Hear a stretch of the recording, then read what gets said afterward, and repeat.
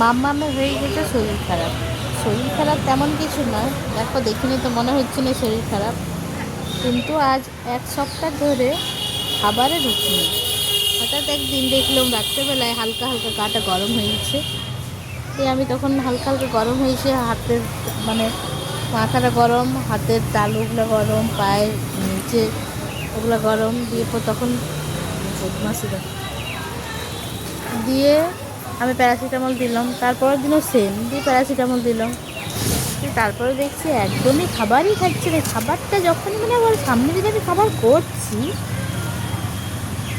বসে দেখ তো দেখে নি অকক করছে। 1 সপ্তাহ জল খাওয়ালাম, ওআরএস তো খাবার নেয়, নুন চিনির জল, কত কিছু চেষ্টা করলাম, ডাবের জল না, উনি ওগুলো খাবার নেই, প্লেন জল, ভালো জল দাও ভালো জল, প্লেন জল দাও, ওইসব জল খাবে। কিন্তু বললাম না, 1 সপ্তাহ হয়ে গেল। বিয়ে বাড়ি ছিল তো ভাবলাম বিয়ে বাড়িতে হয়তো সে ঘোরাঘুরি হয়েছে, রোদে একটু লু লেগে গেছে হয়তো, আমি ওটাই ভেবেছিলাম।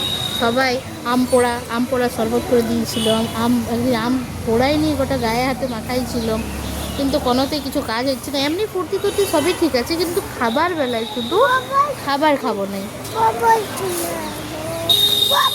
আচ্ছা ঠিক আছে, বাবাস কিনবো, কত বলেছি খাওয়া, খাবার খাও, এই কিনে দেবো ওই কিনে দেবো, এই দেবো ওই দেবো, এখানে যাবো ওইখানে যাবো না।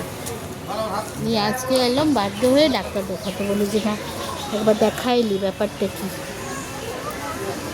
মাম্মাম এবার বাই করে দেবো তো বসে আছে এখন গাছের তলায়, ভিতরে অনেক ভিড় হয়ে গেছে, চলে এলাম এইখানে। ডাক্তারবাবু এখনো বসে নেই, দেখি কত দেরি হয়।